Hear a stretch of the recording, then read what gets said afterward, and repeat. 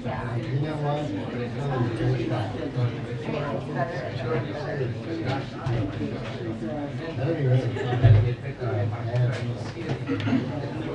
Hi, everyone.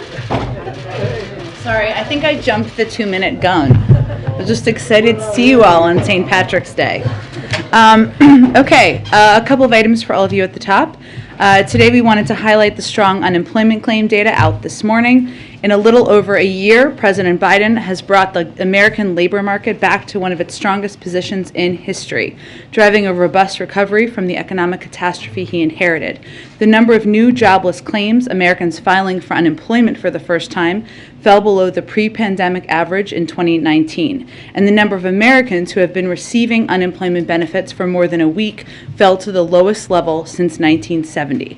300,000 fewer Americans are receiving unemployment claims now than before the pandemic. That means more Americans are getting back to work and fewer are drawing government benefits. As we've said many times, the data can be volatile week to week or month to month, so it's important to focus on the broader trends. And those trends show remarkable progress across our economy over the last year, including the fastest year of job growth in U.S. history with 7.4 million jobs created and unemployment down to 3.8%. I also wanted to mark another historic milestone of 500 million vaccines that we have distributed to the world, an unprecedented campaign reaching 113 countries, something that has never been done before. We did not get here by accident. This is a testament to the same whole-of-government effort we applied domestically, navigating logistical, legal, and regulatory processes to get life-saving vaccines across the world. As we mark today's milestone of delivering 500 million vaccines to the world, let me be clear. Without additional funding from Congress to support getting shots into arms, USAID will have to cut short our crucial and effective efforts to turn vaccines into vaccinations. Congress must promptly provide the administration with the urgent funding we need to continue the work of both vaccinating the world and protecting Americans at home. Last thing I just wanted to note, as you saw this morning reported, Jeff Zients, who has served as our COVID coordinator, will soon be leaving. So I just wanted to take a moment just to note his service and thank him from the President and all of us. The President called on Jeff to lead our COVID-19 response because there is no one better at delivering results. I know this personally. I worked closely with him through many challenges over the course of many years in public service and government. And the thing about Jeff is at every moment, at every opportunity, when there is a big challenge, a pile of manure sometimes, he dives right in to fix the challenge. And that's what he does. That is what he has done time and time again through his career in public service. And he led this effort to stand up a mass vaccination campaign, achieve equity in vaccinations across communities, ensure that Americans have access to treatments, tests, and embark on an unprecedented global vaccine campaign that we can celebrate today. It would not have happened without Jeff Zients in this job and in this role. And we are stronger that his service and the service of his deputy, Natalie Quillian, who's also departing, has literally saved lives in this country. So we want to thank them for their work, for their leadership, and we will miss them a great deal here. Jeek, why don't you kick us off? Thanks, Jen.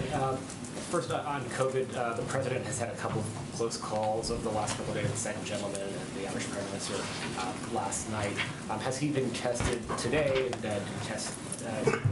Was there a result of that testing coming out? He was not tested today. He was tested last Sunday. Neither of these individuals were considered close contacts. The doctors at the CDC determine what close contacts look like, and that a close contact is someone who was less than 6 feet away from an infected person for a cumulative total of 15 minutes or more over a 24-hour period. That is how they define it. And of course, our doctors look closely at that as well. And neither of these two individuals did he spend that amount of time with. And so his weekly testing cadence remains as it has been. It has not changed. And there are a number of particular precautions that exist, to protect the president and keep him safe and healthy. The testing cadence here is not like most people That's true. But this broader issue, though, of the president coming into maybe not CDC close contact, but having close exposure to some people even for a brief amount of time. getting into that bubble around the president. This is something that people around the country are dealing with on a daily basis, where they don't have the same sort of precautions that are here. So, if the president hypothetically were to come down with COVID, is that something, or the first lady or anyone else in this administration, is that a failure at this point, or is this just a new fact of life that everyone has to sort of, make peace with at this point? Well, that was very soothing. I don't know where that came from. I would say our view is, while we've made a significant amount of progress across the country in fighting the pandemic, with more than 75% of adults fully vaccinated, according to the definition of the CDC, and obviously we've seen hospitalizations come down across the country, including in Washington, D.C. The president was very clear when he made his remarks about COVID just a few weeks ago that we are still working, we still have work to do to address the pandemic, to fight the pandemic. That's exactly why we need additional funding, to make sure we have the types of treatments, the types of testing mechanisms, to make them free and available to Americans across the country, to make masks available, so that people who are uninsured or people who don't have the resources can tap into a lot of these effective treatments and effective prevention mechanisms. I would say for us, you're right, the testing modes are a little bit different around here because we are around the President of the United States and the Vice President and, of course, the First Lady and the Second Gentleman. That means before you see the President, you are in for a meeting or you travel with him, you are tested. And everyone has different testing cadences depending on their frequency of seeing him. And then, in anticipation of the call between the President and President Xi tomorrow, has the U.S. government made a determination whether China has decided whether or not to sort of agree to Russia's request to provide assistance for its invasion of Ukraine?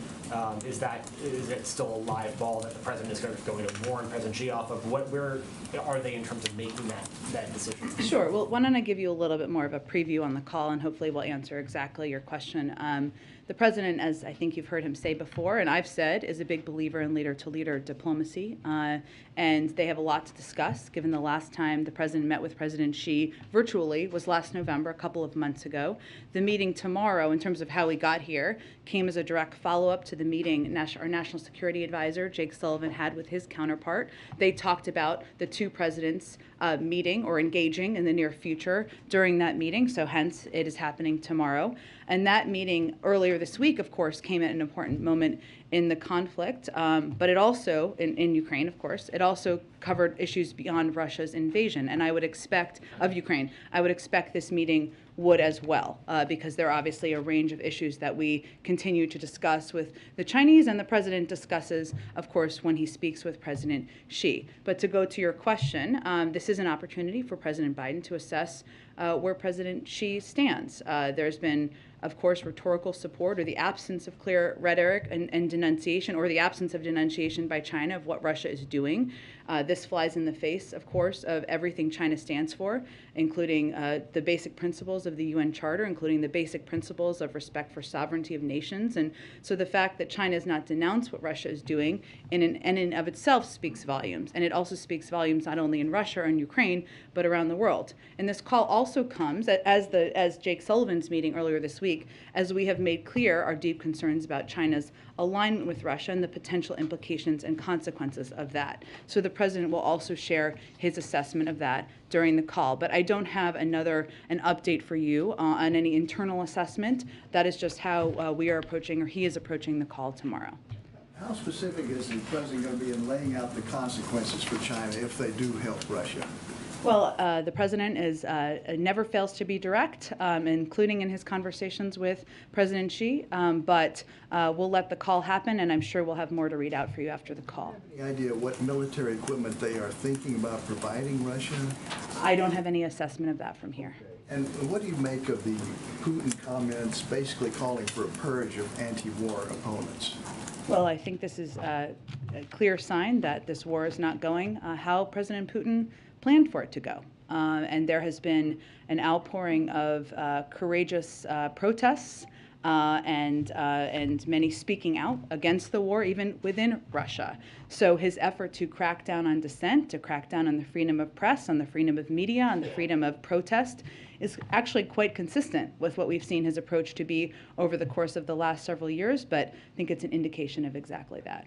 Go ahead. Which side requested this call between President Biden and President Xi tomorrow? It was discussed during the meeting that our national security advisor had on Monday. So are you saying it was mutually agreed upon? They mutually agreed to move forward with it during that meeting. Secretary Blinken just said that the U.S. is concerned China is considering directly assisting Russia by providing them with more military equipment to use in Ukraine.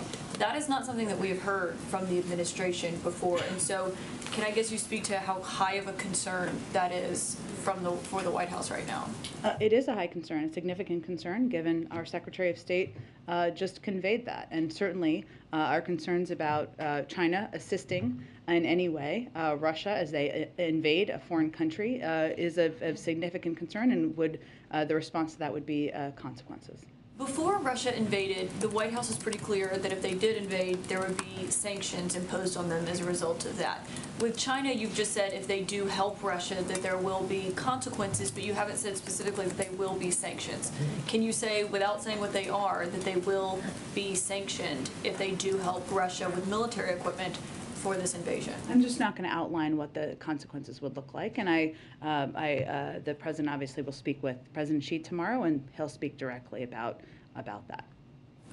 Go ahead. Just on that point, just so I'm clear, I mean, I understand you don't want to detail what the consequences could be, but the president in the phone call will make clear not just that there will be consequences, but what those consequences could be. I'm sure we'll have more to read out after the call happens tomorrow, but we have not, our National Security Advisor obviously didn't hold back in his conversation he had. Our Secretary of State did not hold back in his comments he just made publicly, and the president always takes the opportunity when he speaks with foreign leaders to be candid and direct. You said the phone call is going to be an opportunity to assess where she stands. Should we take that to mean that it's not clear that the Chinese have made up their mind whether or not to assist the Russians? Well, I think if you look at the last couple of weeks, Mary, you can see that they abstained from a vote in the UN Security Council, but they also, and they had put out a comment during the Munich Security Conference defending the sovereignty and territorial integrity of Ukraine, but they also echoed some of the conspiracy theories about chemical weapons and U.S. and Ukrainian intentions. So for any country, it's a question of where you want to be as the history books are written. And do you believe that this is a sign that or can you characterize at all your understanding of how low the Russians may be running on some military equipment, given that they seem to be turning to China for some help? I can't provide an assessment in that from here, but I know my colleagues at the Department of Defense have conveyed clearly, and I'm happy to echo, that it's not only not going as they planned, they have had challenges obviously with the operations of equipment, with the amount of equipment, even with MREs and food and other supplies, and that is what we have seen occur on the ground. But I don't have a numerical summary from here. Go ahead. Thank you, Jen. So one of the clearest responses you have seen from the Chinese about their possibly helping Russia came from the foreign minister, Wang Yi, who told Spanish officials on a call, China is not a party to the crisis, nor does it want the sanctions to affect China.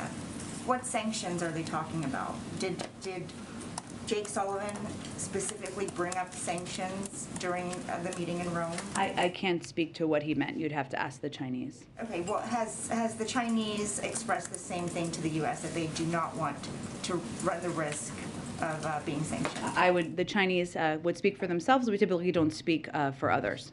Okay, so just now, Secretary Blinken joined Ambassador Greenfield and the President in describing Putin's actions as war crimes. I know that you said just yesterday that there is a legal process that is ongoing. How long does that process typically take? How much evidence do we need to collect? And can you clarify who will ultimately determine whether these are war crimes or not?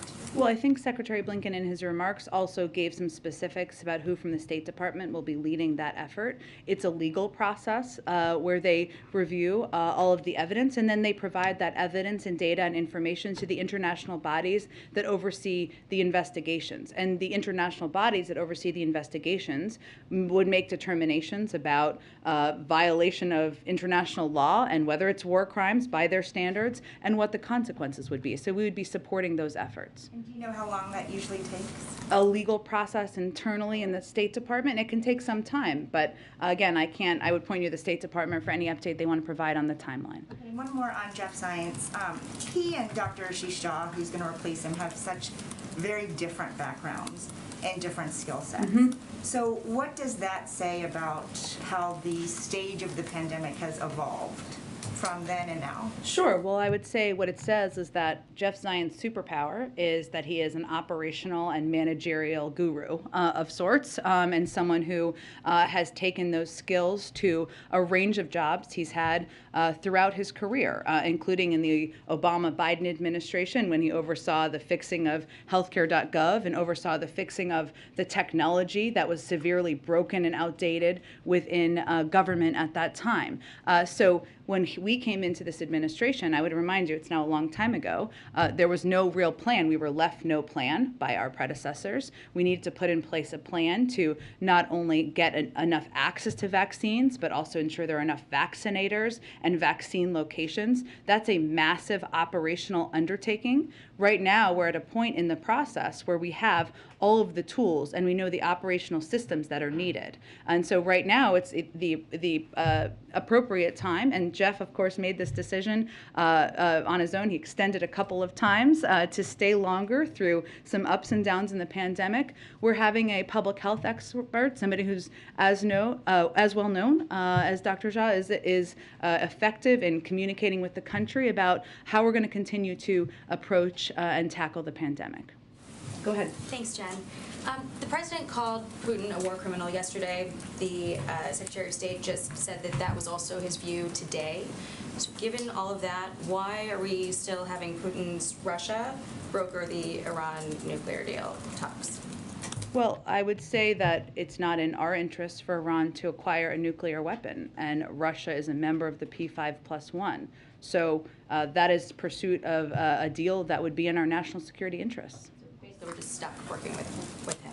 Well, again, I think how the president and any of the P5+1 partners or Europeans or others look at this is if we can achieve a diplomatic solution where we prevent Iran from acquiring a nuclear weapon, despite the efforts by former President Trump to pull us out of the deal, allowing Iran to move closer to acquiring a nuclear weapon, that would be good for our national security and good for global security around the world.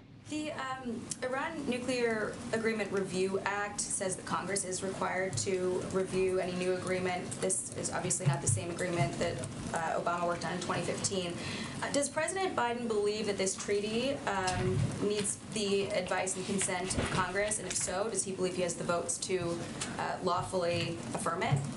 Well, if and when we have a deal, and we don't have a deal at this point, otherwise you would all know, we would carefully consider the facts and circumstances of any U.S. return to the JCPOA to determine the legal implications, including those under the Iran Nuclear Review Act of 2015. And we're committed to ensuring the requirements are satisfied. So certainly we would abide by that. But we have been keeping members very updated. We've been briefing them regularly. Brett McGurk conducted a call just a couple of days ago, and we've been briefing them with a range of national security officials. And then has the IGRC done anything, or rather the Islamic Revolutionary Guard Corps, the IRGC, has it done anything to be eligible to be removed from the terror blacklist? Well, I think you're asking me this because it's been out there as a possible discussion, but there's no deal at this point. So if and when there's a deal, we'll have a discussion about what's in the deal. Outside of the deal, though, does it take action to be removed from that terror blacklist? Do you have to do something to get off of it? You have to make a decision, yes. Go ahead. Thanks, Jen. I want to ask you a slightly different version of a question that I asked you yesterday about the $800 million military assistance. I asked if you could tell us how quickly it would arrive, and I understand this complicated process. To flip it around a little bit, can you tell us how quickly will the first shipment be out the door? Well, we've been doing shipments or deliveries every day or every couple of days, and obviously the Department of Defense would have more specifics. But we have effectively and successfully delivered $300 million in military assistance to the Ukrainians on the ground over just the last 2 weeks, and our effort would be to continue to rapidly provide equipment. This new tranche, this new $800 million announcement, can you give us, just characterize how quickly this round will start to be sent to Well, the Ukraine? operations of that would be led by the Department of Defense, so I'd point you to them for more operational specifics. And to stay on the Department of Defense, Sure. the Defense Secretary was speaking with his Slovakian counterpart, who said that they were willing to send long-range S-300 surface-to-air missiles if the U.S. would backfill. Does the administration see this as a done deal, as something that is imminent that will happen? Well, it's the decision of any foreign country as a sovereign country to decide what equipment they want to provide. What we are mindful of is ensuring that we are maintaining we have to be careful in our desire to support other countries that we're not inadvertently impacting NATO readiness or capabilities or our own. And again, this is something the Department of Defense can most effectively speak to, but a lot of these military systems some of them require months to manufacture, to build. We don't have a warehouse of just military equipment that's ready to typically be sent all the time. So that is a factor, but we want to find a solution that both enables allies and partners to provide the support they have available to Ukraine while addressing the very real need to backfill their defense systems, which is often a significant challenge. And we just want to make sure that if and when our allies are donating material, including us, they're not leaving a gap in their own defenses. Okay, and just finally, Ukrainian refugees are being turned away at the southern border. I know you've gotten some questions about this because of Title 42, obviously put in place in the early days of COVID-19. Where is the administration in trying to work around this? Well, right now, as I noted, I think the other day, there are discussions about any ways we could be helpful in welcoming refugees into the United States, something the president, Ukrainian refugees, of course, we welcome many refugees, as you know, something the president is willing, of course, happy to do. The role we've been playing to date, Kristen, has been really providing humanitarian assistance. We've provided $300 million in humanitarian assistance to the people in Ukraine and neighboring countries. A lot of that is going to help provide support to refugees, $3 million in 3 weeks, which is a startling number, that are going to neighboring countries. And the bipartisan funding bill the president just signed a couple of days ago provides more than $4 billion in humanitarian assistance, including $2.65 billion through the USAID International Disaster Assistance Program, which provides everything from food, healthcare, other urgent support, and $1.4 billion for migration and refugee assistance to support refugees fleeing Ukraine. But that is where, because the vast majority of refugees want to stay in neighboring countries, that is where we have been focusing our energies at this point. The president has been clear that he welcomes those who do want to come here, but given this block, are there discussions about revoking Title 42? The revocation of Title 42 wouldn't be done in response to a war in a European country. It's done by a decision would be made by the CDC, and then it would be implemented when that is done. And it will be done at some point, of course, with the interagency, including the Department of Homeland Security. But there is a range of discussions about if there are ways for Ukrainian refugees to come. Right now, they'd have to apply, obviously, through existing refugee programs where they would apply from a third country. Go ahead. Thanks, Jen. Given the COVID surge in China and the lockdowns that we're seeing there, is supply chain issues and those getting worse perhaps going to be part of the call tomorrow at all, or is it focused mostly on Russia? It will be focused on a range of issues. Certainly Russia and Ukraine, Russia's invasion of Ukraine will be a part of that, but our economic relationship with China, a range of issues of mutual concern will certainly be a discussion. So we will have more to read out for you once the meeting concludes tomorrow. And this is, of course, an issue that we are watching very closely. While the ports, I believe, still remain open, one of the challenges we've seen on the ground, and we are tracking very closely, is the number of manufacturing facilities or the number of workers who are not working. Sometimes there's a lag in what that impact can be in terms of the production of materials and how that impacts the supply chain. So we are tracking that very closely. But again, I expect this to be a wide-ranging conversation tomorrow, and we'll have more to read out once it's concluded. So just to follow up on the president being around some people who've now tested positive, why not just test the president every day at this point? The administration's done a lot in terms of saying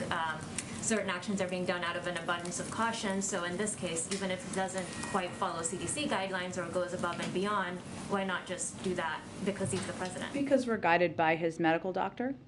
and he has kept him at the same cadence. And if that changes, then we will change how often he's tested. And is the cadence once a week or? Yeah. Okay.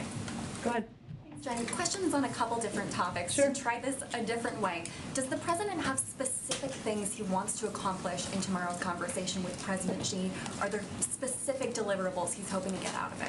Well, this is, again, an opportunity for him to speak directly, leader to leader, about a range of issues. Of course, the invasion of Russia's invasion of Ukraine will be a part of that. And what role or how President Xi sees the role of China in that conflict will be a part of that. There's also a range of other topics that they will discuss. But I'm purposely leaving some space for the president to have a direct conversation with his counterpart. And then on the COVID cases that, for example, with the second gentleman testing positive this week, why did the vice president appear today? I understand she was masked, but in an event with other people around, when CDC guidance is currently that people who have been exposed should stay home and not interact with others for 5 days. Well, she is fully boosted. I don't actually believe that's accurate description of CDC guidance of having a close contact. We obviously all have had close contacts here, and you're tested at a regular cadence, and she is abiding by that. Go ahead. Thanks, Jen. Just to kind of follow up on that bit on COVID, is one of the reasons why the administration is not being extra cautious with the president and the vice president, even though there is a national security issues around this, in part to kind of lead by example for Americans to say, you can get back to living your normal lives and you shouldn't be concerned that even if you get exposed to somebody just briefly, you shouldn't freak out about that. You don't need to test a bunch of times. Is that basically the dynamic that you're trying to say? Look, even though if the president, 79 years old, president of the United States, were to get COVID, might be more serious than somebody in their 20s? Well, we don't know that, but we also know that COVID impacts people of all ages and a range of. But when we take what we do here, Jen, is not exactly as you said. So I wouldn't agree with your description there. I would say we do take extra precautions, including individuals who are around the president being tested. That goes over and above, of course. He is the president of the United States, so we do take those additional steps. And we, of course, abide by what the recommendations and advice are of his medical doctor. And if that would be to do increased testing, we would certainly do that. But he does not feel that that is necessary at this point in time based on these recent contacts. I also wanted to ask about oil and gas companies. Sure. And there's been some reports from the fourth quarter of them increasing their stock buybacks. There was already, a time when there was a spike in gas prices last year, I think in the fourth quarter. And you're also just seeing the companies saying that they're kind of reluctant to up production, and they kind of, in some ways, point to the administration's policies overall, in a sense that even if they were to up production, that one, takes months to get to market, and two, doesn't fit in with the overall approach that this administration is taking. So what do you say to that kind of viewpoint?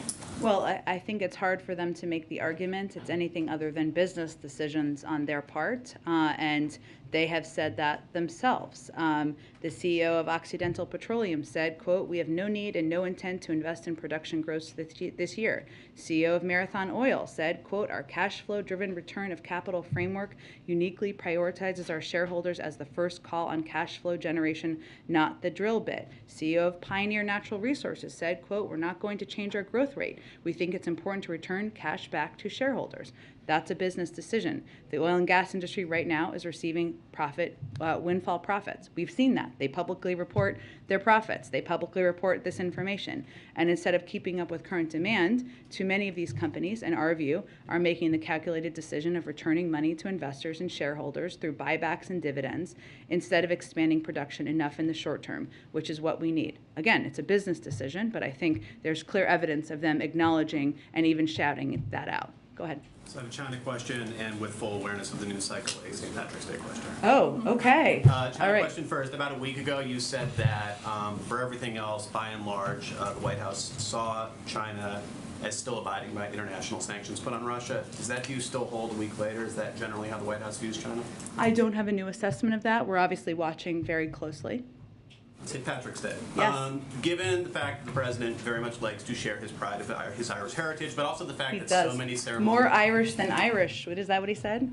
Irish Americans consider themselves more Irish. I think that's true. I will confirm that. Go ahead. Like that, and also the fact that so many of the ceremonial parts of the job Yeah. have been canceled over the past year. I'm wondering, did he express particular frustration or sadness that the Oval meeting had to become yet another Zoom meeting today? He was disappointed. He was looking forward to having the meeting today. And having meetings over Zoom, I think, as we've all experienced, are not the same. Having spent a lot of time with the president, he is an extrovert, and loves that engagement with people in person, and he was really looking forward to the meeting today. There will be more in the future. We certainly understand we are still facing the pandemic, and there are more events that he has been able to participate in today to celebrate St. Patrick's Day. So fortunately, many of them still move forward. Go ahead. Thanks, Jen. Yesterday, in his remarks to the Congress, President Zelensky had called for the creation of this new global organization that he called U-24, United for Peace, described as an alliance that would supply assistance, including weapons, within 24 hours. I was wondering if the administration has a view on that idea. Is it something that you guys are discussing with Ukraine? And does the U.S. view this as Zelensky's kind of alternative for Ukraine entering NATO? Well, I would say, just to reiterate, it's up to NATO to determine who enters NATO, and obviously any country, we would support their aspiration to join NATO should they choose and they meet the requirements. We, of course, did see him convey that in the speech. We don't have more details. We are very closely engaged with the Ukrainians and speak with them every day. Beyond that, I would say in terms of the delivery of weapons, we do it as quickly as we humanly possibly can through our system and in coordination with our NATO partners and allies. But we know we support a range of ideas being put out there. We'll discuss it with the Europeans and others and see if there's more to report out from there. I also want to try one more time Go ahead. On the president and COVID. Okay. A lot of the questions are focused on testing, which you're pretty clear that the testing cadence is not changing. As he looks particularly to a trip next week that is quite important to Brussels and maybe elsewhere in Europe, is there anything else that he's doing? I mean, as he's having these, what the CDC does not consider a close contact, but are certainly people that he's around and aware of, is anything about his behavior changing? Are there any other precautions that you guys are taking that are not testing related? We have continued to take the same testing protocol steps, which are significant and go farther than CDC guidance goes. But beyond that, his testing cadence remains the same, and there haven't been additional changes to our internal protocols. Go ahead. Hey, thanks, Jen. The Kremlin responded to President Biden labeling Putin a war criminal yesterday by calling his remarks unacceptable and unforgivable. What is the White House's reaction to getting criticism from Russia about the president's remarks? It's pretty rich coming from a country whose actions are unforgivable in the eyes of the global community. Given that there's an ongoing legal process and investigation by the State Department into whether there was, in fact, war crimes committed, what is the purpose of the President and now Secretary of State getting ahead of that investigation? I know you said, or you said yesterday that the President was speaking from his heart. Sure. Is that what this is? Just speaking from their heart? Well, I think Secretary Blinken was as well. As you heard Secretary Blinken convey in his remarks, what we're seeing, whether it is the destruction of a theater where the words children or kids was written in Russian outside of the theater, according to photos, or whether it is the targeting of civilians, of hospitals, of maternity wards, if that's not considered a war crime by human beings, what is? And there is a legal process that is important to continue, that we have at the State Department that is ongoing, that Secretary Blinken spoke about. And any of that information and data we gather would go to the international bodies that would have prosecuted war criminals in the past. That's where that information would go. It wouldn't be the United States doing that. It's the international bodies that do that. So we will continue to feed information into that. But I think it's important to call out what we see happening on the ground, and I think that's exactly what the President and the Secretary did. Go ahead. Even though it would go to those international bodies, would the U.S. Have a response if that investigation does conclude that there were war crimes? Well, typically it's an international response, and it goes through the these international systems for a reason, so we will continue to provide data and information to that I was process. going to have one more question on behalf of a colleague. There are growing calls from civil rights advocates and some lawmakers to pass temporary protected status for Cameroon. Some have alleged a double standard in how the administration prioritizes predominantly black and brown countries when it comes to immigration. For example, it took 7 months to grant TPS status for Afghanistan, but only took about a week to grant TPS to Ukraine. Is TPS for Cameroon something the administration is considering and looking Point at? you to the Department of Homeland Security, who oversees that process. Go ahead. Thanks, Jen. This morning, Senator Mitch McConnell was talking about Judge Ketanji Brown Jackson on the Senate floor, and he was specifically talking about how some of her supporters have framed her experience as a public defender. And he said, quote, "If any judicial nominee does have special empathy for some parties over others, that's not an asset, it's a problem." He also said the president is deliberately working to make the whole federal judiciary softer on crime. Do you have a response to that? He also said he expected her to get confirmed with some Republican votes. What I would say, though, because there are others in the Senate who have made faulty accusations about Judge Ketanji Brown Jackson's record, and specifically about her record on child sex crimes. So let me just take the opportunity to clear that up. Not that most people have confusion about it, but in the vast majority of cases involving child sex crimes, the sentences Judge Jackson imposed were consistent with or above what the government or U.S. probation recommended. For example, there are arguments that have been made out there by Senator Hawley and others that where he took a snippet of a transcript out of context when in fact Judge Jackson was repeating something a witness said in order to ask a question about their testimony. So some who are accusing her of being, quote, soft on crime also failed to note that that what was omitted is a sentencing commission report that's been touted out there was unanimously supported by a bipartisan sentencing commission. She comes from a law enforcement family, has devoted her career to standing up for the rule of law, which is why she is endorsed by so many leading law enforcement organizations in the country, and attempts to smear or discredit her history and her work are not borne out in facts. I know Monday is a long ways away, given the news cycle. It's all relative. Yeah. Will the president stop at around 11 to watch the beginning of the hearing up on Capitol Hill, and will his schedule be adjusted around that? I don't know what his schedule is yet. I am certain that he will catch coverage or catch some of her hearings over the course of next week, but I don't know what his schedule looks like yet for Monday. Go ahead. Thank you. I have two questions. You have already announced President Biden's trip to Europe, to Brussels, but there were also reports about possible trip to Poland. Can you confirm that such a trip is under consideration? I don't have any more details about his trip to announce at this point in time. As we have them, we will announce them all to you. One more. There are negotiations ongoing between Ukraine and Russia. Does the White House support those negotiations, and how can you describe your involvement, the U.S. involvement in those talks between Russia and Ukraine? Well, we've been involved in a couple of ways. One, we've been leading the effort to build support in the global community to put in place sanctions that are crippling the Russian economy, to provide military support and economic support to the Ukrainians that strengthen their hand as they participate in these discussions and negotiations.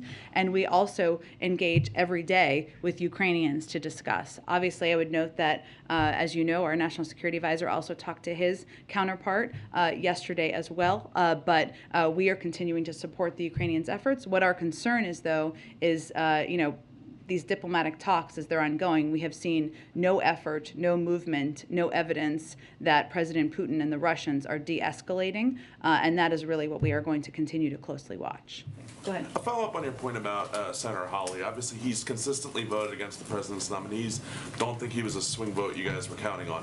However, will his criticism, will the explosiveness of this line of attack, do you worry that it will affect your ability to win over other Republican votes? Is there any concern about this campaign upping the pressure on, say, Senators Collins and Murkowski, who may be more amenable to voting? Well, I'm not sure that someone who refused to tell people whether or not he would vote for Roy Moore is an effective and credible messenger on this. Go ahead. Thanks, Jen. I'm going to try again on President Biden and President Xi's call tomorrow. If you won't detail the consequences of what happens if China does start support Russia, might you indicate whether there are any carrots that the administration is prepared to offer, perhaps tariff reductions?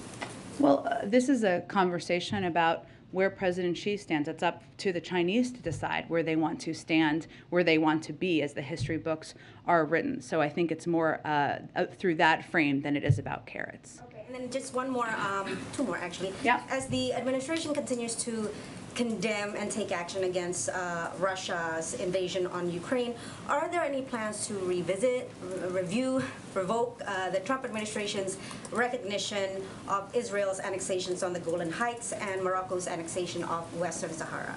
I don't have any updates on that front. I'd point you to the State Department. At this point, can you describe just the administration's position on the difference between Russia's invasion on Ukraine and Israel's annexation? I'd point you to the State Department. Go ahead. One more logistical question. Cambodia, the chair of ASEAN, has announced last week that the U.S.-ASEAN summit that the president's supposed to host on the 28th, I believe, is postponed. We haven't been able to get a confirmation from either you guys or state. Can you clarify on that? I don't have any updates on the schedule. I know we were working through the schedules of a number of leaders, so that's always a challenge and a factor, but I don't have any updates. Still on the table. I don't have any updates on it. Go ahead. Thank you, Jen. Two on COVID. There are some Americans who have received a second booster, i.e. for a fourth total shot. Is that something that the president has done or will do? He has not done that. If the CDC recommends it, he would get another booster. They have not. And then secondly, the White House Chief of Staff, Ron Klain, in a tweet today, celebrating the idea that he was, you know who he is, said, and that he tweets, he said, celebrated the idea that there's a low number of Americans in ICUs today because of COVID.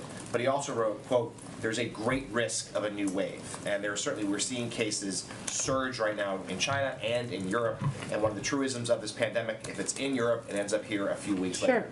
What precautions and preparations is the administration taking federally and encouraging states to take ahead of a possible new COVID wave? So what we have seen, and I think you're talking about the BA.2 variant, and we are closely watching and monitoring the situation both in Europe and in China. BA.2 is more transmissible version of Omicron, but we do know the tools the United States has, including the mRNA vaccines, therapeutics, and tests, all are effective tools against this variant. And China has not used mRNA vaccines, which is an important component of how we're seeing the response there, or how it's impacting people there. But BA.2 has been circulating here, a little different from Omicron when we were going through that surge in November, has been circulating here for some time.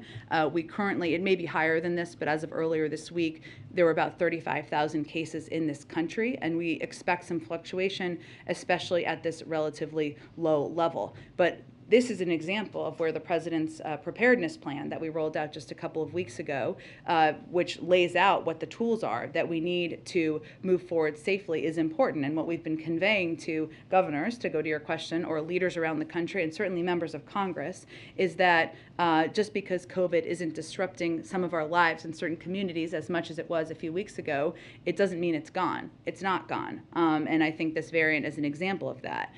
We do know what we need to manage it, but we are also at great risk of running out of money to do exactly that. And so that is a key part of what we're communicating to governors, to members of Congress, and others about where we are with funding and the need to end some of these programs soon if we don't get the funding we need. It's a very short, quick follow-up. Is there concern, though, that this variant, which is seen as very transmissible, is coming at a moment when a lot of Americans are seeing waning protection from their boosters just because of the timing of the shots, as well as the fact that mask guidelines and other regulations have been lifted across the country? It's a good question. I would point to our medical experts to answer that. I mean, it is more transmissible, but we know it can be treated. So I think what it is a reminder of is that while it has decreased in many parts of the country, it is not gone, and it means we still need to continue to take steps we can to fight the virus. Go ahead. Japan hosts the largest number of U.S. military, about 50,000 troops, about 500,000 Americans at any given time in Japan. And many Japanese remember at that time Vice President Biden came all the way to Japan about 10 years ago, and there was a terrible disaster. But there's been no interview with any Japanese media. Do you think we could arrange that just to assure that that the treaty is in force, and especially the Senkaku, the southern islands, they're very worried about. President Could we does get a have- positive? He does have a great deal of affection for Japan and has spoken, of course, with the current leader a couple of times. I'm happy to take your interview request under advisement. Go ahead. Thanks, Jen. I wanted to ask you about the refugee situation in Ukraine. Mm-hmm. Does the White House see the refugee situation that was created in Afghanistan last year as different than the one created by Russia's invasion of Ukraine? And the reason I say that is your policy response different? I hear you say that your understanding is that neighboring countries, that's where people are going from Ukraine right now, and not necessarily coming here, but at some point, is that going to not be an option anymore? Well, it's different in part for the reason you mentioned, that in Ukraine there are, while there have been 3 million refugees, or about that number over the last couple of weeks, they have been, the vast majority of them have moved into countries, neighboring countries, who have set up really remarkable systems for welcoming these refugees at a really challenging and difficult time. I know there's been a lot of reporting from a lot of your networks in Poland and other places where they have had systems in place to welcome refugees. That has been the preference of these refugees. That's why we have been providing our humanitarian assistance to these countries and to Ukraine directly in order to help augment the support in the best way possible. Every refugee circumstance is different and has different needs and requirements, and we try to adapt our own response from USAID or from our refugee and migration programming and funding to meet what the needs are in that conflict. I also wanted to ask on a completely different topic. The President in the State of the Union said that he would sign an executive order on identity theft, and I think he called it pandemic aid fraud or something similar. Do you have an update on where that is? I know it hasn't been published yet. Well, let's see. What we know at this point in time is that he talked about addressing unemployment fraud, right, through the pandemic. And so what we're doing now is ensuring that we're taking steps toward that. Last week, the Department of Justice announced a new chief pandemic prosecutor, and we're working to escalate efforts to crack down on bad actors and support and augment that. But in terms of the executive order, I don't have an update on the timeline on it. Go in the back. Jen, two questions, one foreign policy, one domestic. Okay, I like the setup. We can do it the other way. Sure. So, what do you make of the fact that there now appear to be Chechen and maybe Syrian irregular forces fighting on behalf of Russia in Ukraine? I don't have any confirmation of that from here. And then on the domestic front, Kathy Hochul, the governor of New York, proposed today making changes to the state's progressive bail reform law, and it looks like Mayor Adams, who I think we can describe as an ally of the president, support those changes. So does this administration stand by its, what I would describe as a wholesale endorsement of bail reform? I would have to check on the specifics of the New York changes. I haven't looked into those. I'm happy to do that and talk to our counsel's office about that, and we'll get back to you. Go ahead. Yeah, so the Chinese have been very public about how they're going to continue their normal economic activity with Russia. Is the president going to press President Xi on that, and is he going to ask them to sort of back off their activity like the rest of the world? Well, I think that the conversation tomorrow will be a continuation of the conversation our national security advisor had with his counterpart earlier this week. And certainly China's alignment with Russia in a range of ways is, and the potential implications and consequences of that are a central part of that conversation. And then domestically, on another subject, the Congressional Progressive Caucus recommendations for executive action are out, and they're asking for a decision to declare a climate emergency and ban all U.S. exports of oil. Is that something the president is thinking about doing? There are a range of really good ideas out there. President's looking at all of them, but I don't have anything to predict for you at this point in time. One last quick one to start for the room. When is the president going to nominate a new Fed nominee? Well, I would say that one of the most eminently qualified people ever to be nominated only withdrew her nomination, I think 48 hours ago, 72 hours ago. It's all running together. He very much intends to nominate another eminently qualified person, but I don't have an update on the timeline of that. Let the financial wires games begin. Go ahead. Thank you, Jen. If the U.S. plans to still engage with Russia on the Iran nuclear deal and perhaps some of these other climate initiatives, what does President Biden expect Russia to bring to the table? I know what the goal is, that we don't want Iran to have a nuclear weapon, but how does the president think that Putin will be helpful after the president rightfully turns him into a pariah on the global stage? As it relates to the Iran nuclear deal, I think that our view on this is that it's not obviously in our interest, and it's not in Russia's interest either for Iran to acquire a nuclear weapon. And so while these negotiations, I mean, the people are back in their capitals at this point in time, as you know, but they're, for all intents and purposes, ongoing. There have been roles in implementation that Russia has had in the past, but I think what we recognize is that it's not in their interest either, and we will continue pursuing the diplomatic path forward. And then one more.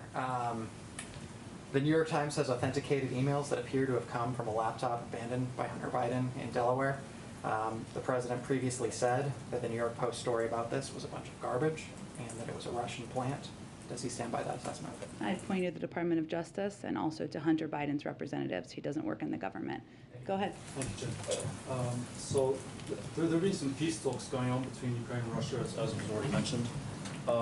It seems that a couple of the things that are being floated are, one, some sort of withdrawal by Russia, but they still hold on to these pieces of Ukraine they already have in the east and Crimea.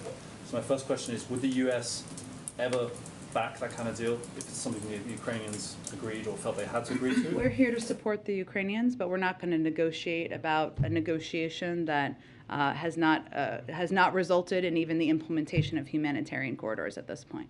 Fair enough. So, but the other thing that's been floated by Zelensky himself is that he basically said the other day, Ukrainians, get used to the idea we're not going to be in NATO, they're never going to want us. But then he said, what we would like is some kind of other security guarantees. Is that something that you're talking about to them, and what on earth would that look like? It's a decision for President Zelensky and the Ukrainians to make if they're going to pursue membership in NATO, decision for NATO to make if they're going to be members, including in terms of other security guarantees. We're in touch regularly with them, but I don't have more information of what that would look like. The president isn't talking about some kind of long-term new mechanism where the U.S. somehow, or Western countries or Europe somehow protect? I think that's a little premature at this point in time. Go ahead. On back to the weapons package. Yeah. Up till now, the administration's been really very tight-lipped about what was being sent to Ukraine. Yeah. Yesterday, that all changed. Got a whole laundry list. Is that a change in strategy, in messaging? Is that a message? You talked before about the Russian troop morale, for example, or maybe a message to domestic critics of President Biden. What's changed there? Well, we made a decision that we wanted to be very clear about what types of security assistance we're providing and how it is helping Ukrainians fight the Russia's war against them. And so, yes, you could say that was a change, a decision to make that information available. And we don't typically, to your point, outline all of those specifics publicly. But we did made a determination to do that because we felt it was important for all of you and the American public to fully understand the range of military and security assistance we're providing, how it's working, and how it's helping them in this war. Was Russian morale a factor in that sort of decision? It was not, but it was more a decision about recognizing that everybody doesn't always understand, well, many people in this room do, when we say security assistance, what that is and how it helps the Ukrainians fight this war. And there is an understandable outpour of support, of compassion for the plight of the Ukrainian people, and we want to provide as much detail as we can about how we're trying to help them in this war. And if I may, you asked about Hunter Biden's laptop. You also, in October 2020, dismissed it as Russian disinformation. Do you stand by that assessment? Again, I'd point you to the Department of Justice and Hunter Biden's representatives. I'm a spokesperson for the United States. He doesn't work for the United States. Go ahead. Go ahead. And, okay, we'll do the last one here. Thank you, Jen. I have two questions. One on North Korea and China. North Korea fired new missiles day before yesterday. What is the President Biden's reaction on this? And how do you analyze the type of missiles? I'll follow up the second question. Well, we condemn North Korea's missile launches. North Korea's tests risk raising tensions and are destabilizing to the Indo-Pacific. Our commitment to the defense of the Republic of Korea and Japan remains ironclad. As we have said, and North Korean officials, including Kim Jong-un, have publicly noted, we continue to seek diplomacy and are prepared to meet without preconditions, but North Korea continues to not respond. When the President Biden talked with Xi Jinping, President of China, tomorrow, would he going to discuss with President Xi Jinping regarding North Korea's missile provocations? I expect there'll be a range of topics discussed, including security in the region, but we'll have more to read out when that conversation is done. Thanks, everyone. See you tomorrow.